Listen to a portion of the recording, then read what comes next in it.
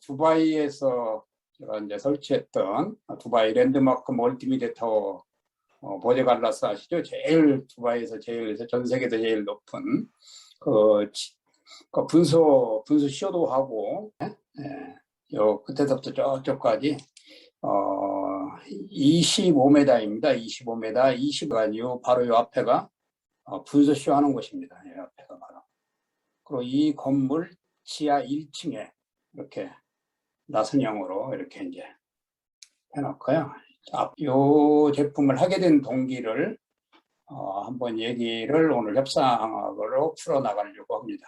2015년, 6년 이전에는 아는 사람이 뭐 없었습니다. 한 사람도 없었고요. 그 전에는 뭐 이제 비행기 트랜짓 할 때나 두바이에 갈 경우였는데요. 실제로 이 두바이에 가기 전에 조 바이든 대통령이 피파 회장에 저를 소개하면서 그것이 카타르에도 알려져 가지고 카타르 왕세자가 저를 초청을 했어요. 그래서 거기를 2022년 이제 내년이죠. 거기서 월드컵을 합니다. 월드컵 대회, 축구 대회를 하죠. 네, 거기서. 그리고 축구장을 11개를 공사를 하는데요. 일부는 삼성에서 축구장 공사를 했습니다. 이미 끝났죠, 공사가. 근데 11개 축구장 공사에 전광판이 필요했던 거예요. 전광판이. 축구장 공사를 위해서 저를 부른 게 아니고 전광판을 불러서 이제 그때 삼성 SDS하고 제가 오더를 받아서 삼성 SDS에 주는 걸로 해서 이렇게 했는데 중국이 들어와 가지고 가격 면에서 제가 또 밀렸습니다. 가격 면에서. 퀄리티 면에서는 메드 인 코리아는 좋은데 가격이 또 이제 비싸다 보니까 가격 면에서 제가 밀려 가다 보니까 뭐 에르마니 매장이 어마어마하게 크게 이렇게 이제 공사를 하려고 준비 중에 있더라고요. 그래서 그 컨셉을 잡아주고 공사가 시행이 되기까지 3년이 걸렸는데요. 자, 3년 동안 있었던 이야기를 좀 오늘 좀 하려고 그럽니다. 3년 동안 눈물겨운 시간이었습니다. 3년 동안요. 협상에서 가장 중요한 것은 상대방과의 나의 관계의 불확실성에서이든 아니면 확실성이든 자신감을 가지는 것입니다. 그래서 그때 제가 내가 스스로 자신감을 가지고 저 사람들이 원하는 컨셉을 다시 만들어 줘야 되겠다. 물론 이제 왜냐하면 이 자신감 속에서 제가 가질 수 있었던 것이 뭐냐면 그동안 제가 여러 나라의 아제르바이잔의 전광판을 설치했던 것에 대한 잠재 능력을 분명하게 보여줘야 되겠다고 생각을 했던 거예요. 자, 이 협상에 있어서 가장 중요한 것은 자신감을 가지는 것인데요. 이 자신감은 내가 할 수 있습니다. 나는 할 수 있습니다. 이러한 구적인 것이 아니고 자신이 가지고 있는 잠재 능력을 확실하게 보여줄 수 있는 자신감을 이야기하는 것입니다. 그래서 저는 강의할 때 꼭 이렇게 합니다. 시간을 15분 단위로 강의를 합니다. 그래서 15분 정도가 지나가면 이렇게 이제 새로운 뭐 액션을 취한다든지 저 별로 관심이 없군요. 이런 식으로 이렇게 청중을 유도하면서 이렇게 이제 강의를 하는데요. 그 사람들도 두바이에 있는 사람들도 제가 이제 깨달은 게 뭐냐면 자기들에 대한 자기 회사에 대한 자기들에 대한 자긍심이 굉장히 큰 사람이라는 걸 느꼈어요. 만남에서는 데이빗 초이에 대해서 얘기를 하겠다고 하는 협상의 원칙을 그 사람들에게 분명히 제시했다고 그랬잖아요. 그러니까는 그 사람들이 오히려 더 저에 대해서 가치를 인정해 주면서 저를 존경해 주는 모습을 굉장히 시간 분초분초마다 느낄 수가 있었어요. 사업에 하려고 하는 그 이익은 저는 분명히 내가 이익을 제공해 줘야 되겠다. 이익을 제공해 줘야겠다라는 생각을 현장에서 생각을 했습니다. 왜 그러냐면 그 사람들과 저의 가치가 인정이 되고 제가 원칙을 고수하면서 원칙이 맞아가는 이 방법을 보면서 저 사람들이 원하는 이익을 분명하게 해줘야 되겠다. 저 사람들이 미디어 파시아들을 설치하고자 하는 이유는 매장의 가치를 높여서 매장에 수많은 사람이 찾아오게 함으로써 아이르메니아라는 그 제품을 더 많은 수익을 올리려고 하는 것이었거든요. 그래서 그 이익을 창출해 주는데 내가 할 수 있는 부분을 최선을 다해야 되겠다. 이렇게 생각을 하게 된 거예요. 그런데 우리가 협상을 할 때 잘 알지 못하다든지 불확실성이 있다든지 이러면 자신감을 가지기가 쉽지 않습니다. 전 세계 경제권을 쥐고 있는 사람들이기 때문에 스펙을 주었기 때문에 분명히 이 사람들은 미국, 중국, 독일, 이탈리아, 러시아에 분명히 제가 준 스펙을 가지고 가격 산출을 했을 것입니다. 그때 독일하고 미국 정도가 한 70억 정도였습니다. 근데 저는요, 배를 불렀습니다. 150억을. 150억을. 자, 이 협상에서 두 번째 협상에서 협상을 성공적으로 이끌 수 있는 방법은 목표 가격 설정을 높게 해야 된다는 거거든요. 근데 저는 다른 나라의 가격을 다 사전에 설정을 해서 두바이에서 요구하는 가격은 아무래도 60에서 70 정도로 산정을 하고 있을 것이다. 예, 예. 근데 저는 150억을 잡아가지고 갔습니다. 150억을 불러가지고 갔습니다. 그러면서 아니 왜 이렇게 놀라시냐고 왜 이렇게 놀라시냐고 그랬더니 가격이 너무 비싸다고 그러는 거예요. 그랬더니 이분들이 물어보는 겁니다. 미디어 파샤드가 무엇인가요? 그런데 이분들이 그 이야기를 듣고 데이비 초이에 대한 가치와 데이비 초이의 LED 전광판 사업을 어떻게 한 것을 안 상태였기 때문에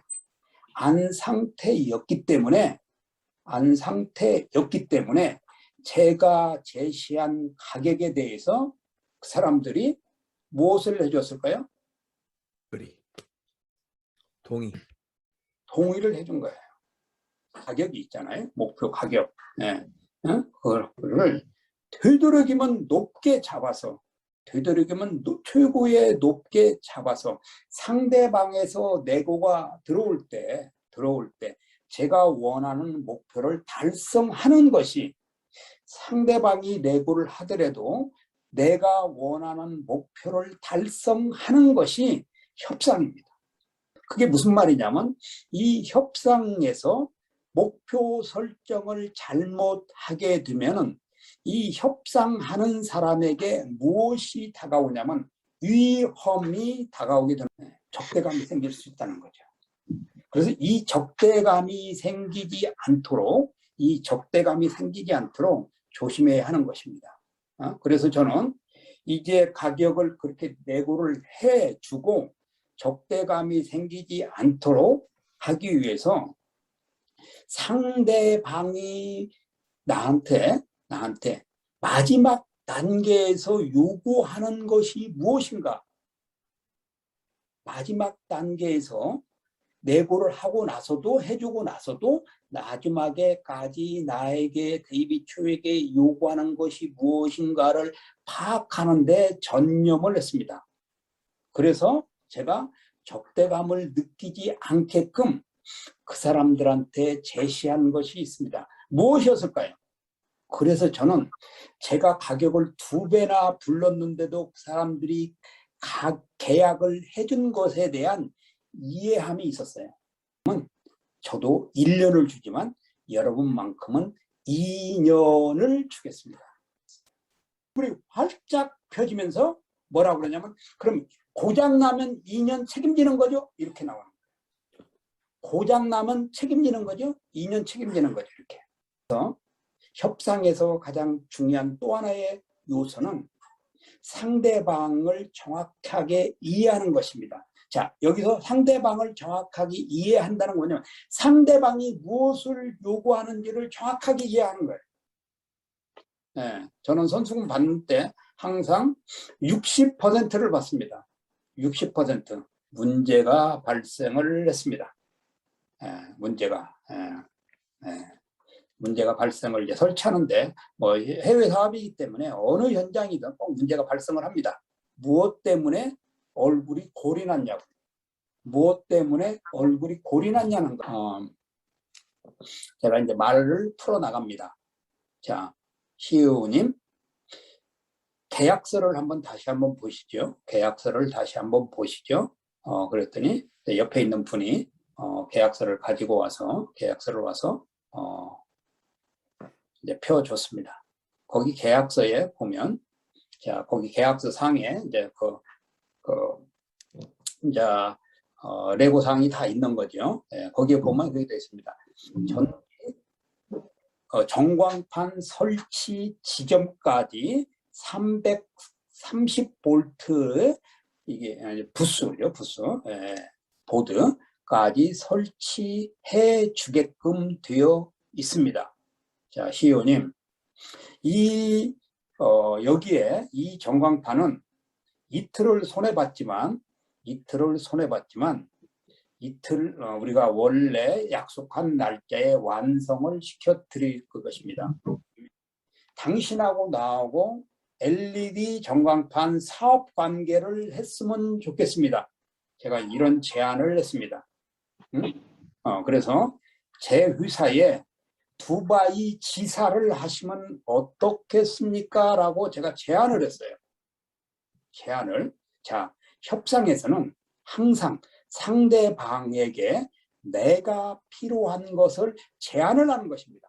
협상에서는 내가 필요한 것을 항상 상대방에 제안을 하는 것입니다. 협상은 왜 할까요? 지난 시간에 계속 얘기했죠. 자기가 원하는 것을 가져오기 위해서 협상을 하면서 상대방도 만족시켜주고 나도 만족을 하는 것이 이게 협상입니다. 네. 그래서 제가 그랬어요. 자, 이번 제품은 정확하게 설치해 줄 테니까 걱정하지 마시고 당신하고 나하고 사업관계 얘기합시다. 그러면서 당신이 두바이에, 우리 회사에 두바이 지사를 했으면 좋겠습니다라고 제안을 했어요. 자기도 그 얘기를 하고 싶었다는 거예요.